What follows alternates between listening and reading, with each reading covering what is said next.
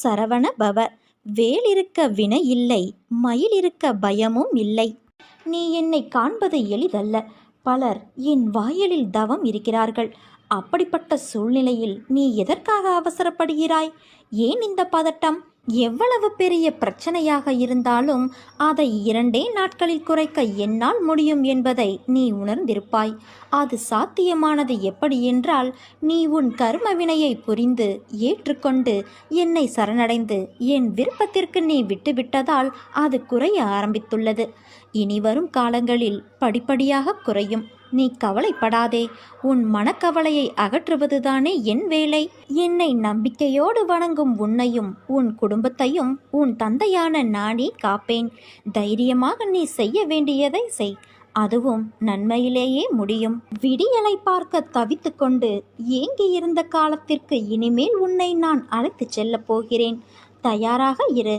என்னிடம் கேட்ட விஷயங்களுக்கு மனதில் இருந்த வலியால் மனம் வெந்து போய் நீ பரிதவித்த விஷயங்களுக்கு எல்லாம் பலன் கிடைக்கப் போகிறது. போகும் பாதை எப்படி என்றுதானே கேட்கிறாய்? நம் பாதையில் நீ பயப்படும் அளவிற்கு அங்கே உன்னை காயப்படுத்த யாரும் இல்லை. நீயும் யாரையும் காயப்படுத்தவும் முடியாது. ஏனென்றால் உன்னோடு நான் இருக்கின்றேன். பச்சை நிறமுடைய பசுமையான நிலங்கள் போலத்தான் உன் பயணம் ஆரம்பிக்கும். உன் நிம்மதியும் சந்தோஷமும் அழகாய் பூத்து குலுங்கும் வண்ண மலர்களைப் போல மலர்வாய். உன் வெற்றிகள் நீரருவி போல பொங்கி எழுந்து உயர்ந்து நிற்பாய். உன் தந்தையான நான் உன்னை விட்டு எங்கே போவேன்? நிமிர்ந்து நிற்க பழகிக்கொள். ஏனென்றால் இனிமேல் அதுதான் உன் காலம். நீ போராடிய காலத்தை மறவாதே. நீ கஷ்டத்தில் கற்ற பாடத்தை மறந்து விடாதே.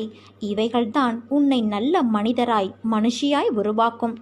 என் செல்ல குழந்தை, எப்படி பெயர் வாங்க வேண்டும் என்று நினைத்தேனோ அது எல்லாம் நடக்கப் போகிறது. என் வார்த்தைகள் உனக்கான இரத்த ஓட்டத்தைப் போல இனிமேல் என் நாவில் தோன்றும்.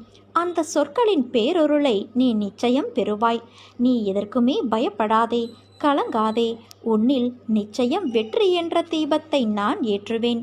நீ உன்னில் பார்க்கும் அனைத்துமாய் அகிலத்தின் ரூபமாய் உனக்கு நான் இருப்பேன். உலகத்தில் எது மாறினாலும் நகர்ந்தாலும் உன் தந்தையான நான் உன்னை விட்டு ஒருபோதும் மகள மாட்டேன் குழந்தையே. உன்னில் எப்போதும் நான் இருப்பேன். உன் அன்பின் ஆழத்தையும் பக்தியின் தூய்மையையும் விசுவாசத்தையும் எவ்வளவு உன்னதமானது என்பதை நான் அறிவேன். பிரச்சனைகளையும் பிரச்சனைக்கு உரியவர்களையும் தூரத்தில் வை. தேவையில்லாமல் உன்னை சுற்றியுள்ளவர்களிடம் கோபத்தை காண்பிப்பது தவறு.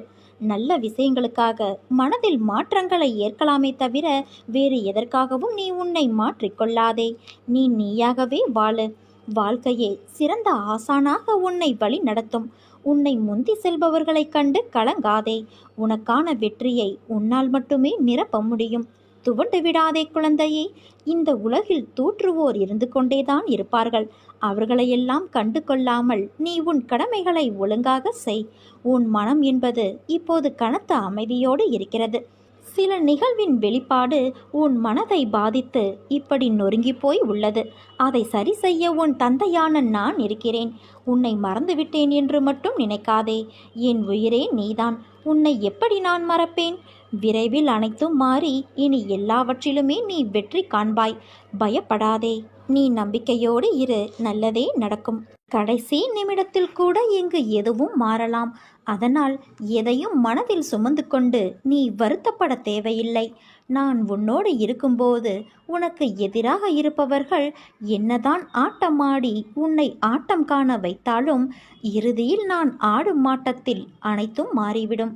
அதனால் பிள்ளையே, நீ எதற்கும் கவலையின்றி வாழ்க்கை பயணத்தை தொடர்ந்து நடத்து. படிப்படியாக உன் முன்னேற்றம் தொடரும். தோற்று போய்விட்டோமே என்று மனம் குறுகிய நிலைக்கு செல்லாதே. வாழும் வாழ்க்கையில் வெற்றி தோல்விகள் வந்து போவது சகஜம். எக்காரணம் கொண்டும் எடுக்கும் ஒவ்வொரு முயற்சியிலிருந்தும் விலக நினைக்காதே. உன்னோடு நான் இருக்கிறேன். உன்னுடைய எல்லா முயற்சியிலும் நான் இருப்பேன். எதுவாக இருந்தாலும் என்னிடத்தில் தெரியப்படுத்து. இன்று நீ அனுபவித்து கொண்டு இருக்கும் வாழ்க்கை நான் உனக்கு ஆசிர்வதித்து கொடுத்தது. உனக்கு தகுதியான வாழ்க்கையை வழங்கி வழி நடத்தி அழைத்து வந்திருக்கின்றேன். தற்போதைய நிலை, இதற்கு முன்பு இருந்த நிலை, அனுபவித்து வந்த வாழ்க்கையை எப்போதும் எந்த சூழ்நிலையிலும் மறந்து விடாதே. முடிந்ததை தேடி சென்று உதவிடு. பசியில் இருப்பவனை கண்டவுடன் உடனே உதவிடு. யாரையும் புண்படுத்தும் வகையில் நடந்து கொள்ள நினைக்காதே. தான் என்ற கர்வத்தை விட்டுவிடு குழந்தையே. எந்த சூழ்நிலையிலும் உன்னை மறவாமல் உன்னை பாதுகாத்து நிச்சயம் அனைத்திலும் இருந்து விடுவித்து உன்னை உயர்த்தி பார்க்கப் போகிறேன். வாழ்க்கையில் கஷ்டங்கள் வந்து உன்னை ஸ்தம்பித்து விட்டதாக நீ நினைக்கிறாய் அல்லவா? ஆனால் அது உன்னையும் உன் வாழ்க்கையையும் நல்ல திசையில் போக காரணமாய் இருந்தது. நீ போகும் பாதையில் முட்கள் உன்னை குத்தி வழி கண்டது என நினைப்பது சரிதான். ஆனால் அந்த முட்கள் உன் கால்களில் குத்தாவிட்டால் நீ மேலே நிமிர்ந்து கொண்டேதான் நடந்திருப்பாய். கீழே குனிந்து பாதை எப்படி இருக்கிறது என்று பார்த்திருக்க மாட்டாய். உனக்கு ஏற்பட்ட வலி என்பது உன்னுடைய அகத்தையும் புறத்தையும் சுத்தப்படுத்தத்தான். அது ஒரு நாளும் உன்னை துன்பத்திற்காக ஏற்படுத்தியதல்ல. அதனால் எல்லாம் சரியாகிவிடும். எதற்கும் நீ கலங்காதே குழந்தையே. உன்னோடும் உன் குடும்பத்தோடும் உன் தந்தையான நான் எப்போதும் இருப்பேன். நீ துவண்டு போகும் சமயத்தில் யாரும் துணை இல்லை என்று கலங்காதே. உனக்காக ஏதோ ஒரு உருவில் உன்னோடு துணையாக நான் உன் அப்பா வருவேன். என் தங்கமே, உன்னை சுற்றியுள்ளவர்கள் உன்னை காயப்படுத்தும் போது நான் அந்த காயத்தை குணப்படுத்துவேன். அவமானப்படுத்தும் போது நான் உன்னை அவர்கள் முன்னால் தலை நிமிர்ந்து வாழ வைப்பேன். பாதுகாப்பு வளையமாக உன்னையே நான் சுற்றி வருகிறேன். உன்னை இதுவரை என் பொக்கிஷமாக வைத்திருக்கின்றேன். நீ விரும்பியபடி வாழ்க்கையை நான் உனக்கு கொடுக்கப் போகிறேன். அதை நீ உதிர்ந்து விடாமல் பக்குவமாக வைத்து கொள்ள வேண்டாமா? புரிந்து கொண்டு வாழ கற்றுக்கொள்.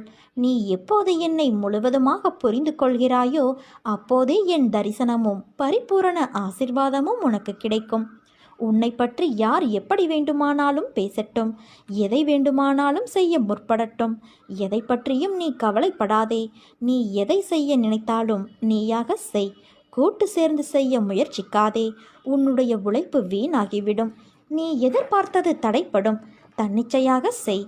உனக்கு பக்கபலமாக உன் தந்தை நான் இருக்கிறேன். உன்னுடைய பாதையில் நீ திடமாக இரு என் குழந்தையே. நான் ஒருவன் இருக்கும்போது யாரையும் தேடி சென்று உன் விருப்பத்தை சொல்ல முயற்சிக்காதே. முதலில் உன் மீது நீ நம்பிக்கை வை. உன் மீது வைக்கின்ற நம்பிக்கையே என் மீது நீ வைக்கின்ற நம்பிக்கையாகும். இனி வரும் தருணத்தில் ஜெயிக்கப் போவது நீயாக இருப்பாய். என்னால் எதுவும் முடியும் என்று நம்பிக்கையோடு இரு. நிச்சயம் அது முடியும். காரணம் உன்னில் இருப்பது நீ அல்ல, நான். உனக்கு பக்கபலமாக உன்னுடைய நிழலாக உன் தந்தையான நான் தான் இருக்கிறேன். ஒன்றை மட்டும் தெளிவாக புரிந்து கொள். மென்மையான மனம் படைத்தவர்கள் மட்டுமே என் பக்தர்களாக முடியும். இவர்கள்தான் எளிதில் கஷ்டப்படுகிறவர்களாக இருக்கிறார்கள்.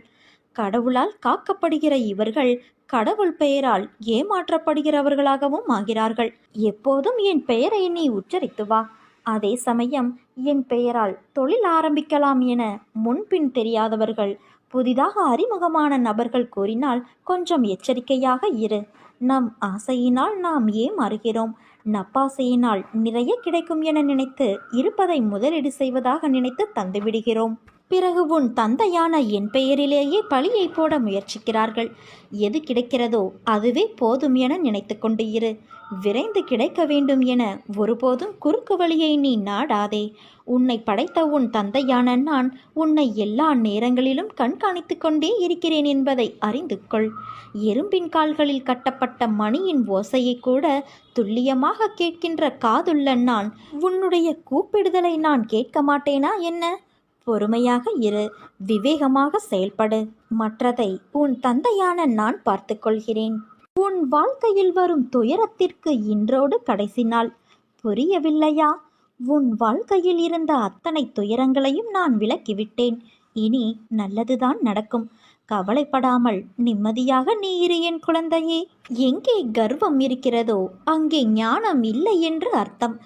நெல்மணிகளை தாங்கும் வரை பணியாமல் நேராக நிற்கும் கதிர் நெல்மணிகளை பெற்றதும் தானாக தலை வணங்குவது போல உண்மையான ஞானம் பெற்றவனிடம் தாழ்மையும் எளிமையும் தானாக வந்துவிட வேண்டும்.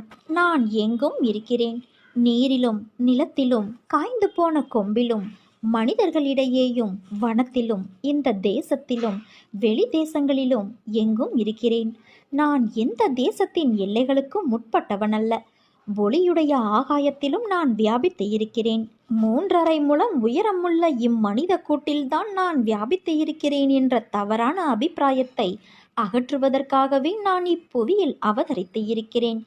என்னை வேறு ஒன்றிலும் நாட்டமில்லாமலும் பிரதிபலன் ஏதும் எதிர்பாராமலும் இரவு பகலாக தொழுபவன் இரண்டென்னும் மாயையை வென்று என்னோடு ஐக்கியமாகி விடுகிறான். வெள்ளத்தை விட்டு இனிப்பு வெளியே சென்று விடலாம், கடல் அலைகளை பிரிந்து விடலாம், கண் கருமணியை பிரியலாம். என் கபடமற்ற விசுவாசமுள்ள பக்தன் என்னிருந்து வேறுபட மாட்டான். ஜனன மரண சூழலிலிருந்து நிச்சயமாக விடுபட வேண்டும் என்று உறுதியாக நினைப்பவன் தர்மசாஸ்திர விதிகளின்படி வாழ்க்கை நடத்த பிரயத்தனம் செய்ய வேண்டும். எப்பொழுதும் தனக்குள் அடங்கிய மனத்தினாக இருக்க வேண்டும். பிறர் மனதை புண்படுத்தவோ தாக்கவோ கூடிய சொற்களை பேசக்கூடாது. எவரையும் மர்மஸ்தானத்தில் அடிக்கக்கூடாது. தன்னுடைய கடமையையே கருத்தாக கொண்டு சுத்தமாக சுய தர்மத்தை கடைபிடிக்க வேண்டும். உன்னுடைய மனதையும் புத்தியையும் என்னிடம் சமர்ப்பணம் செய்துவிட்டு என்னையே எப்பொழுதும் நினைத்து கொண்டு இரு. அவ்வாறான மனிதன் தன் தேகத்திற்கு எப்பொழுது என்ன நடந்தாலும் அது பற்றி கவலைப்பட மாட்டான். அவனுக்கு எந்த விதமான பயமும் இல்லை. எவன் ஒருவன் வேறு ஒன்றிலும் நாட்டமில்லாது என்னையே வரித்து என்னுடைய புண்ணிய கதைகளை கேட்டுக்கொண்டு என்னுள் அந்நியமான எதிலும் ஈடுபாடு கொள்ளாது இருக்கிறானோ அவன் இறைவனோடு ஒன்றி விடுகிறான். துயரம் என்பது நீ ஓடும் வரை உன்னை துரத்துவது. ஒருமுறை நீ ஓடிய இடத்தில் நின்று பார், அது உன்னை என்ன செய்கிறது என்று. அது உன்னை சீண்டி உன் பக்கம் நெருங்கும்போது நீ ஒரு அடி பின்னால் எடுத்து வை. நான் சொல்வதை கொஞ்சம் கூர்மையாக கேள். பின்னே அடி எடுத்து வைக்கும் உன் மனதில் நம்பிக்கை, பொறுமை, போராடும் தைரியமும் வேண்டும் என்று முனைப்போடு முன்னே செல். உன் இடத்தை பலமாக்க ஒரு அடி பின்னே வைத்து உன் புத்தியையும் மனதையும் நேர்முகப்படுத்தி அதன் முன்னே விழித்து காட்டு. பிறகு உன்னை வருத்தி துரத்த நினைக்கும் எதுவானாலும் நிச்சயம் தூள் தூளாய் நொறுங்கி போகும். அழுகை என ஒன்றிற்கு பின்னால்தான் மன நிம்மதியின் உருவம் நம் மனதிற்கு உணர்ந்து தெரிய முடிகிறது. ஆனால் சந்தோஷத்திற்கு பின்னால் திருப்தி என்ற உணர்வு தோன்றுவது மிக கடினம். அதனால்தான் தோல்வியிலும் துன்பத்திலும் வெற்றி சந்தோஷத்தை விட மிக பெரியது என்று கூறுகிறேன். அந்த பக்குவம் வந்துவிட்டால் நீ வாழ்வில் ஜெயித்து கொண்டே இருப்பாய். அதனால் நீ எதற்கும் கலங்காதே குழந்தையே. உன்னில் நிச்சயம் வெற்றி என்ற தீபத்தை நான் ஏற்றுவேன். உன்னை தேடி உன் இல்லம் வந்து கொண்டு இருக்கிறேன்.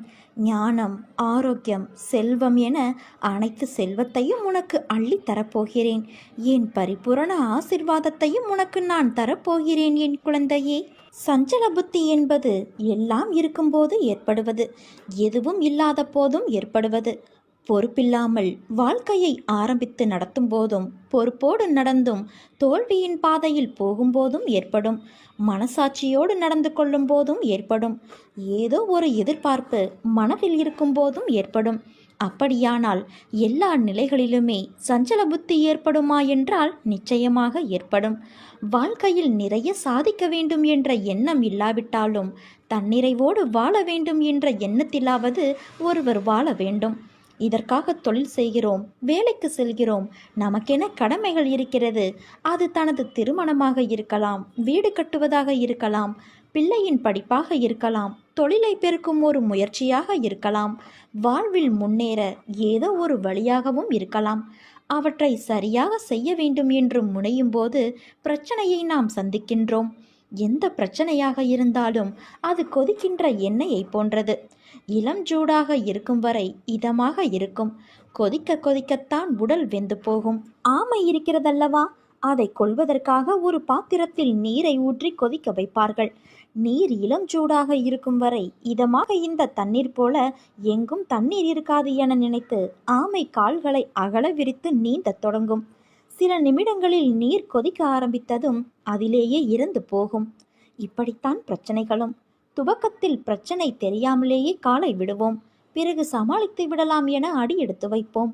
இறுதியில் அதிலேயே மாட்டிக்கொள்வோம். அதுவரை நிம்மதியாக போகும் நமது நிலைமை மோசமாகி உதவிக்கு வேண்டியவர்களை கூப்பிடுவோம். ஒரு கட்டத்தில் அவர்களும் ஒளிந்து கொள்வார்கள். பிறகு கடவுளை கூப்பிடுவோம்.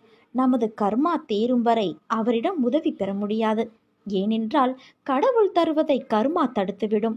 அதன் பிறகு தற்கொலையா, ஊரை விட்டு ஓடுவதா என சிந்திக்க வைக்கும். இதுதான் பிரச்சனையின் இயல்பு. எப்படியும் திருப்பி தந்துவிடலாம் என்ற எண்ணத்தில்தான் அனைவருமே கடன் படுகிறோம். நேரம் சரியில்லாத காலத்தில்தான் கடன் தொல்லை என்ற ஒன்று நமக்குள் ஊடுருவி விடுகிறது. இதை நாம் உணர்ந்து கொள்ள வேண்டும். இதனால் மேற்கொண்டு புதிய முயற்சி எதிலும் ஈடுபடாமலும் கடன் பெற முயற்சிக்காமல் இருப்பதை வைத்து காலம் ஓட்டும் முயற்சியிலும் இருந்தால் நாம் நிச்சயம் தப்பித்து கொள்ளலாம். ஆனால் அது நம்மால் முடியாத ஒன்றாகி நமது நேரம் நம்மை வேறு திசையில் தள்ளிவிடும். அதனால் வட்டிக்கு மேல் வட்டிக்கு வாங்கி வட்டியை கட்ட தனிக்கடன் வாங்குகிற கதையாக மாறும்போது மனம் சஞ்சலப்பட ஆரம்பிக்கும். கடன் மட்டும் அல்ல, நமது குழந்தைகள் நலமாக இருப்பார்களோ மாட்டார்களோ என நினைக்கும் போதே மனம் சஞ்சலப்படுகிறது. அவர்கள் நம்மை மதிக்காத போதும் கூட மனம் சஞ்சலப்படுகிறது. நமது செயல்கள் நமக்கு எதிராக திரும்பிவிடும் போதும், நல்லதை செய்து தீமையாக முடியும் போதும், நாம் ஏமாற்றப்பட்டு விட்டோம் என்பதை உணர்ந்த பிறகும் மனம் சஞ்சலப்படுகிறது.